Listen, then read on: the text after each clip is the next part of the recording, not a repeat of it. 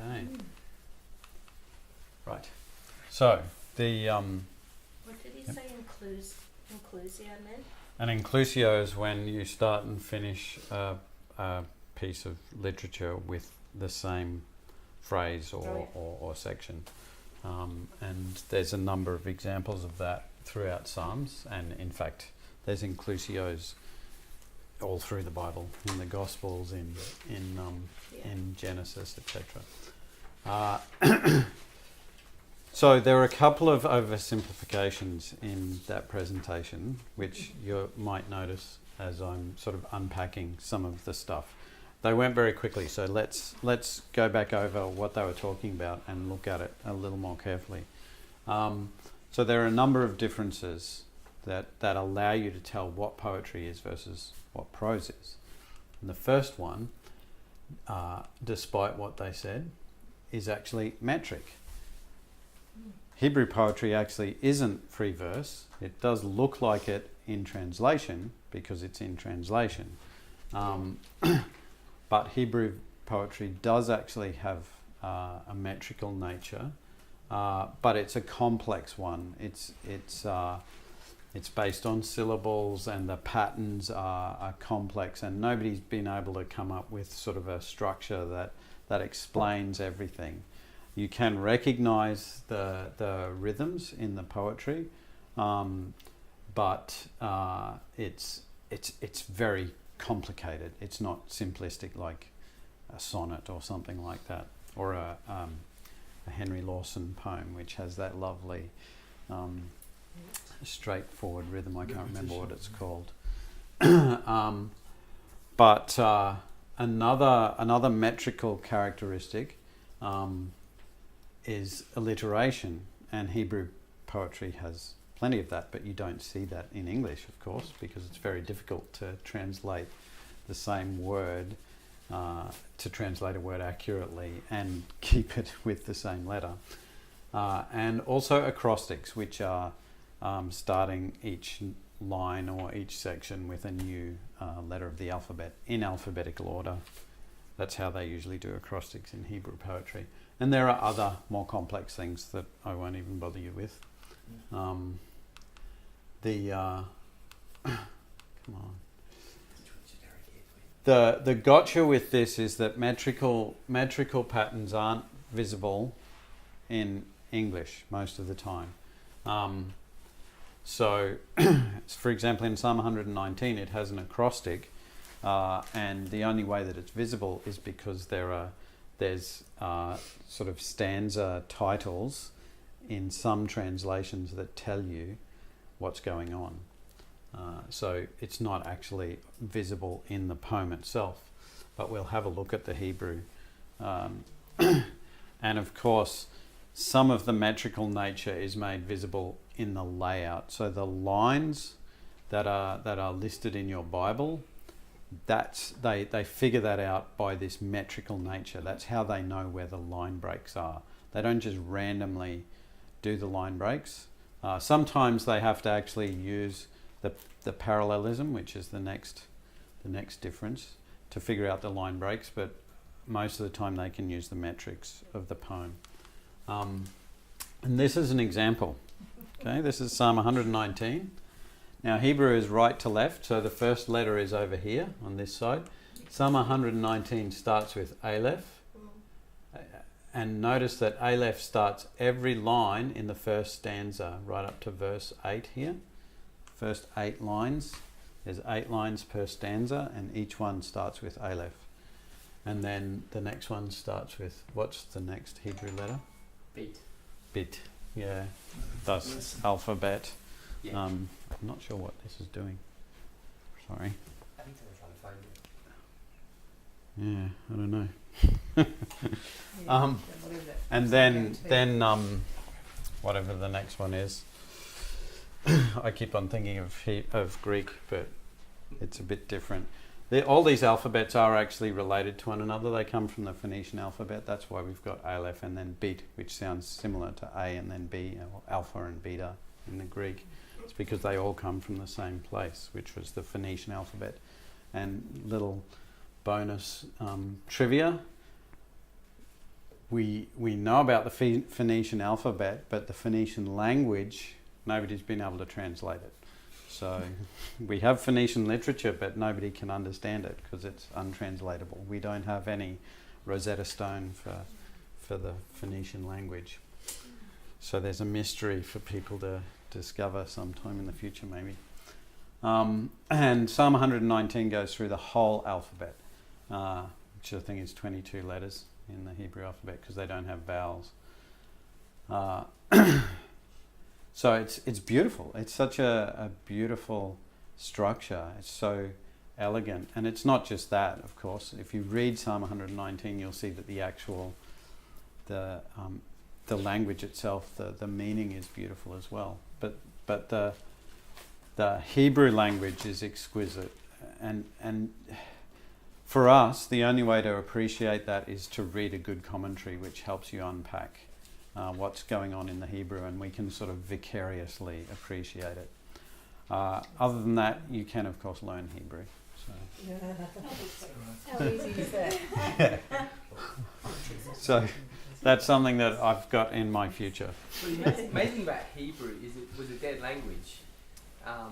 It had disappeared pretty much for 2,000 years, 2,500 years, and then it got brought back in the 1800s, and is now a major world language. Yeah. Of course. It actually disappeared. Yeah, it only remained in the scriptures. In sort of liturgical Judaism. No one spoke it. It was like Latin, a dead language like Latin is.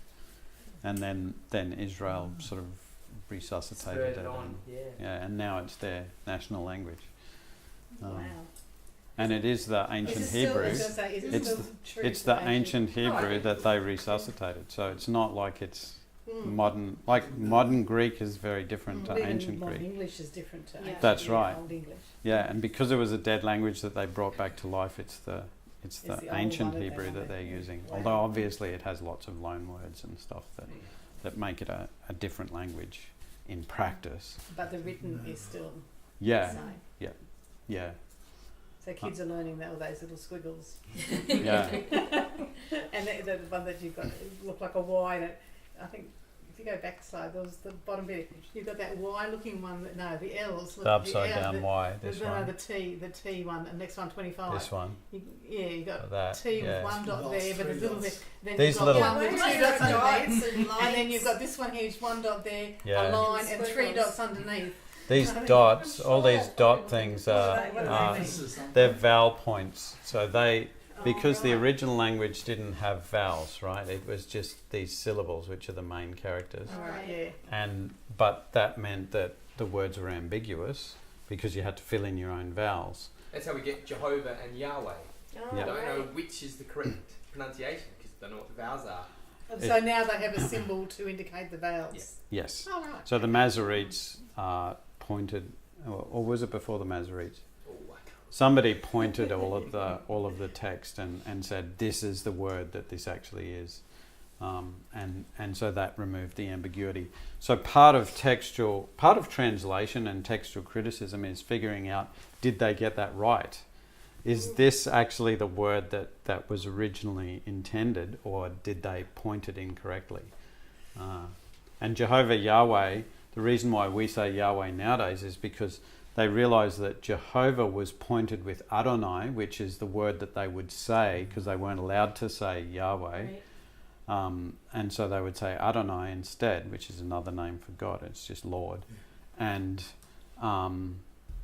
they pointed it with Adonai, giving you Jehovah. But it should actually just be pointed with Yahweh. That's the theory. So that's why we have Jehovah and Yahweh.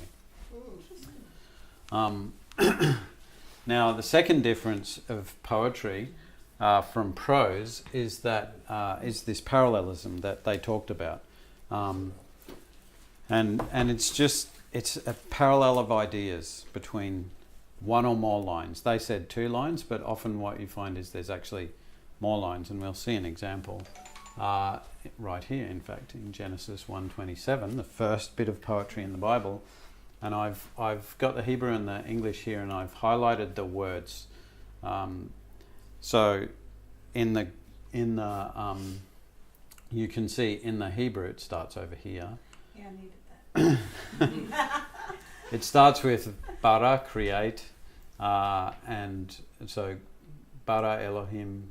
There's actually more words. I'm just reading the root words because I don't know how to read the rest of the stuff.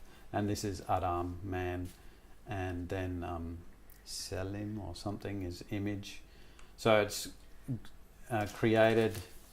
God created man in his image, right? In his image, God created him, or et. And then this is male and female, created him or them.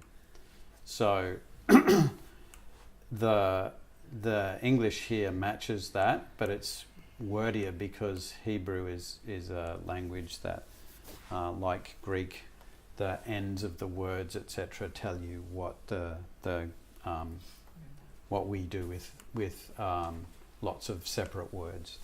So so you can see here this idea in the first line is simply repeated in the second line in a different word order, and you can see it very clearly here. It doesn't repeat man, it just adds a pronoun. And then it expands it in the third line by elaborating on what man was. Man was male and female. So that's two forms of parallelism. There's actually, so the second line just changes the emphasis by changing the word order. So instead of emphasizing God's activity, it emphasizes the fact that God did it in his own image. He created us in his own image. And then the third line provides more detail. There's lots of types of parallelism. They mentioned 3 in the video. These are the more technical names. So synonymous parallelism means that they're the same meaning. So no new idea. An example is here in Psalm 2:2. The kings of the earth set themselves and the rulers take counsel together. So it's just synonyms, kings, rulers, and synonyms set themselves and take counsel together.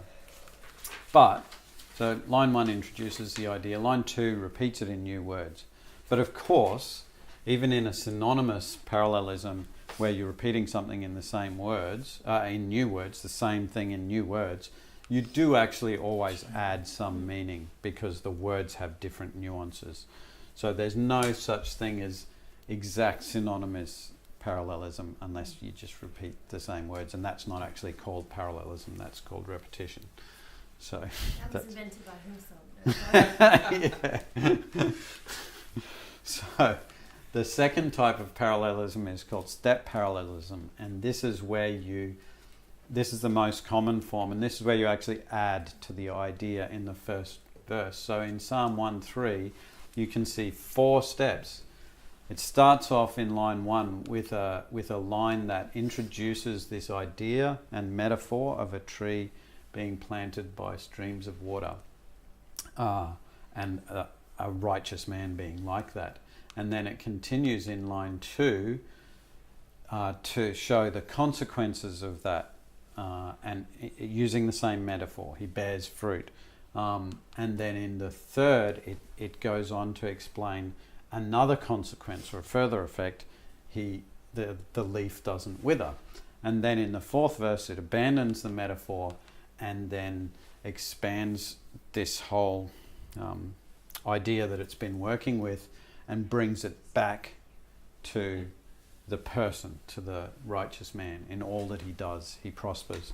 And you can see that in all that he does, which is talking about fruit, he prospers, which is talking about not withering. So it summarizes what it's talked about in a metaphor. This is called step parallelism, and this is very, very common throughout Scripture. And often it's 2 lines that do this, but just as often it's multiple lines. And then the third major type is antithetical parallelism, which is where it introduces a contrast. An example of this, Proverbs is full of this. such as the fear of the Lord is the beginning of knowledge, fools despise wisdom and instruction. There's lots of proverbs that are like that. Almost exactly like that, actually. That's a very typical proverb. And that's verse 7. So that's actually the summary of the introduction to Proverbs.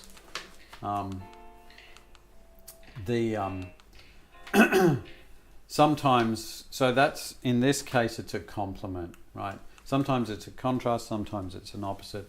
This is a complement. So the complement of the beginning of knowledge is foolishness.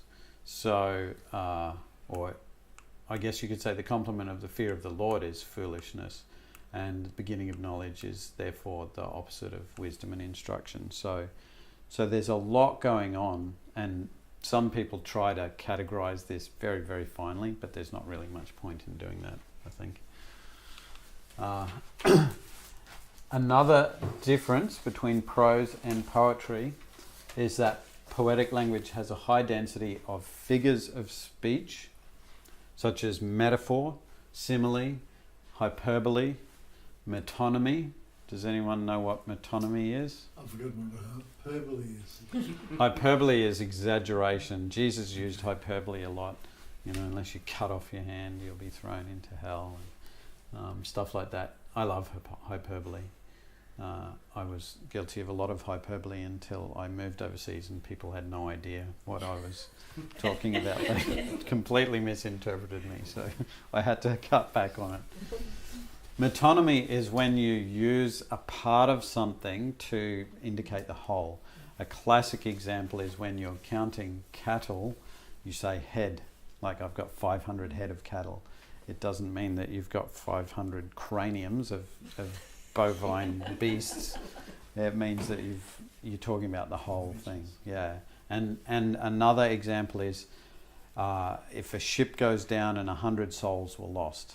It doesn't mean that there's a bunch of bodies that have lost their souls, although that is actually the case, but you're actually talking about the whole person and referring to them as their soul.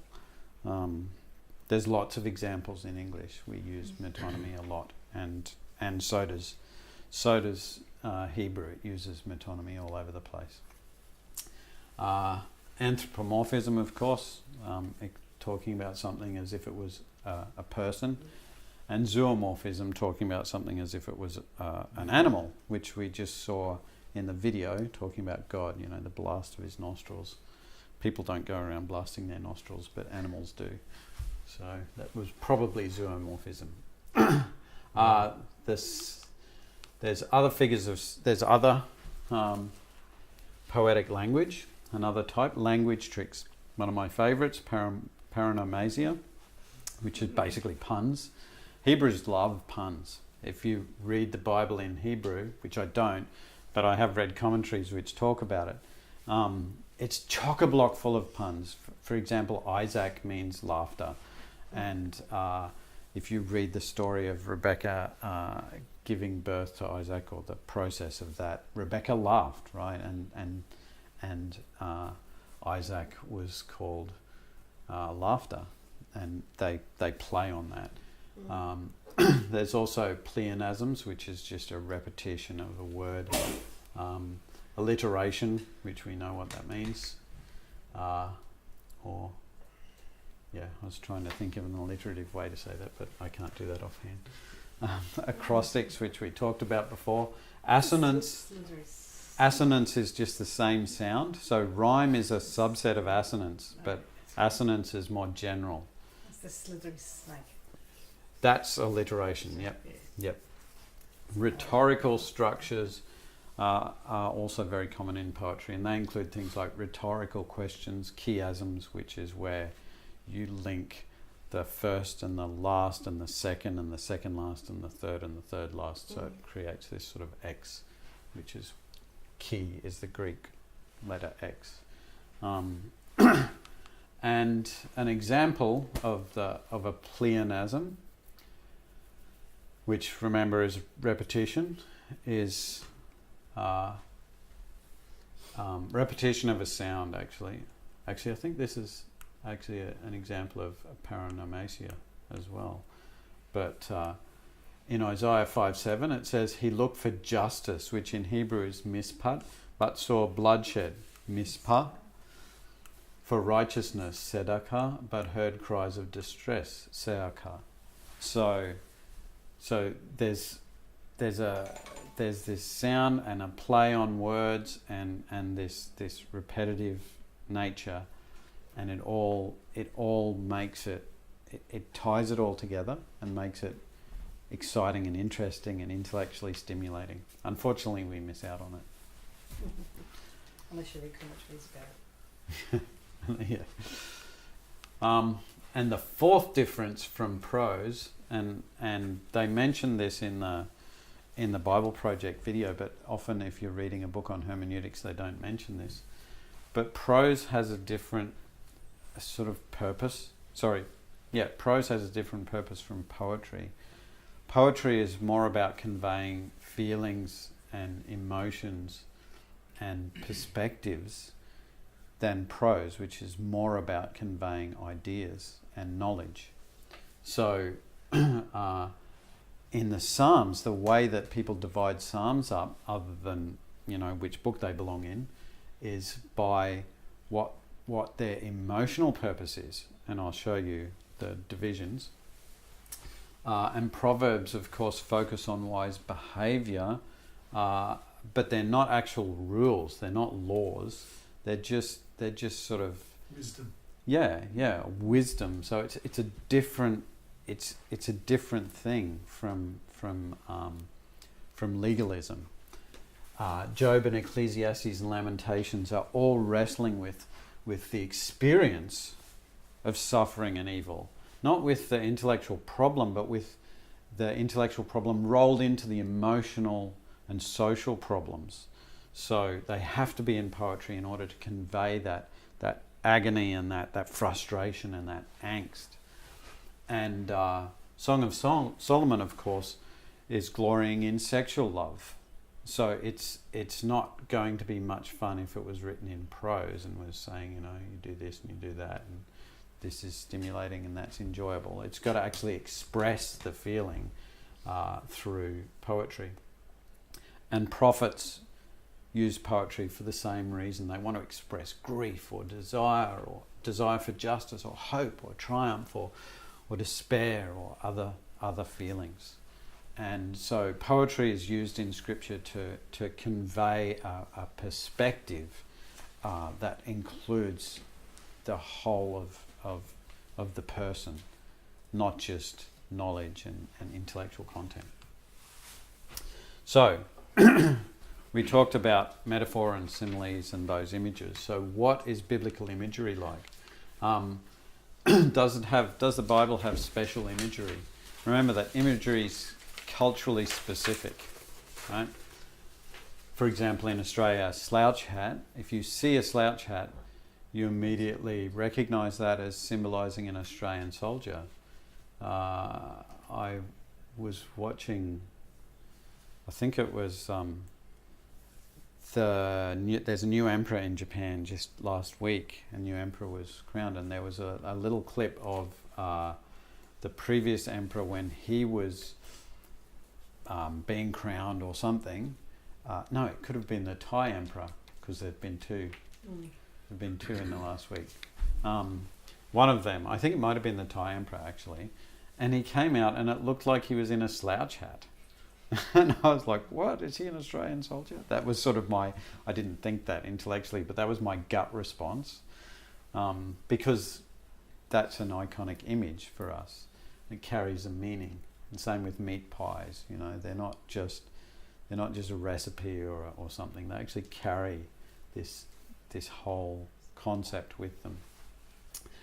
And if in poetry that's what you're using, that sort of stuff. So you need to know the cultural images to understand what the poetry is trying to convey to you.